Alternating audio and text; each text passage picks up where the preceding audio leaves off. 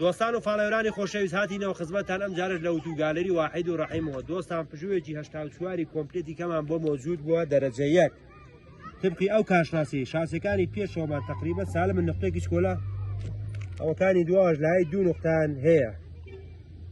لاستیکەکانمان 100% دۆستان لاستیکەکان هەچواریان تازە. عەرز و بێ بیمەکەشمان 3 مانگی ماوە. متۆڕەکەشمان سالمی سالمە. ماشێنەکە لە بەدەنا خراپ نییە لەخوا بەزیار بەدەنەی جوانە. ماشێنێکی خراپ نییە. بێ مەوج و خەتی خەراشە خراپ نییە. ئەمەش ناو کابینەکەیەتی. تا بەخۆربام لەو ناو کابینەشی گرێ بە برادران گوناهیان نەبێت. ناو کابینێکی چیپ و مڕەکەب. ماشێنێکی بێتە قەورەخە. دۆستان قیمەتی دەردێ بۆ ئەوەی خۆشەویستان 230 میلیۆن تمەن. تەخفیفێکی جوزیشمان هەیە. بەڕێز و سپاسەوە لایک و کۆمنت و لەبیر نەچێ بە قوربانی بوو. تا دوای دڵۆپی خوێ نەشقین لەگەڵ دەرناکە